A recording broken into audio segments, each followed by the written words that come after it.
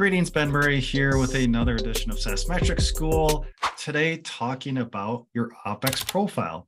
And this is what I call the bottom half of your SaaS P&L. If you think about a SaaS P&L, we've got our revenue categories, we've got COGS, which then creates gross profit. And then below gross profit, we have OpEx or operating expenses. So I kind of sometimes refer to that as the top half and bottom half of the P&L. And those are telling two different stories. There are definitely different economics going on in our SaaS P&L. And there's a common way to analyze our operating expenses. So first, what is OpEx or operating expenses for SaaS companies? And I'd say there are no absolutes in SaaS, but 99.9% of the time, the bottom half of your SaaS P&L should be set up with R&D or dev. That's one cost center. Sales is another cost center. Marketing, and then G&A. G&A being general, administrative, HR, IT, finance, accounting, etc. Now, for sales and marketing, I like to keep those separate. I like to keep those as two distinct cost centers because we're going to manage those differently, forecast those differently, and also allocate expenses differently for, say, CAC when we're looking at new customer acquisition. So that's our OpEx area. And how do we analyze this OpEx area?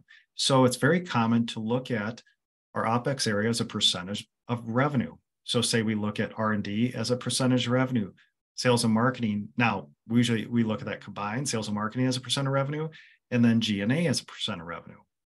And we're looking at the trends over time. Early stage, those are going to be high percentages, but as we scale, as we grow, we're expecting efficiency, and efficiency in the form of a declining percent of revenue over time. And of course, there are a lot of things, a lot of factors that dictate how we scale, but it's really important to look historically how that's changed, and also in your forecast process to see where is that going? Is that what we expected? And it also helps with capital allocation. Now, in the show notes, I said sales and marketing need not apply. I think it's really interesting to see sales and marketing as a percent of revenue, but that's telling us nothing about efficiency. That's just telling, are we investing in sales and marketing, or are we not? Are we still at founder-led sales? Do we have a go-to-market motion team? Then we're going to look at pillar 5 of my SaaS metrics framework, and look at CAC payback period, cost of AR, et cetera, to understand the efficiency of sales and marketing. So again, as a percent, doesn't really tell us much other than we're investing or not investing. So we've got to be careful with that OpEx profile piece. So very common to look at our OpEx profile as a percent of revenue. How is it scaling? How is it trending? Is it trending as we expected? And then there are also a ton of benchmarks out there. So you can see where you benchmark based on your ARR stage to see, are you ahead, behind, based on those benchmarks.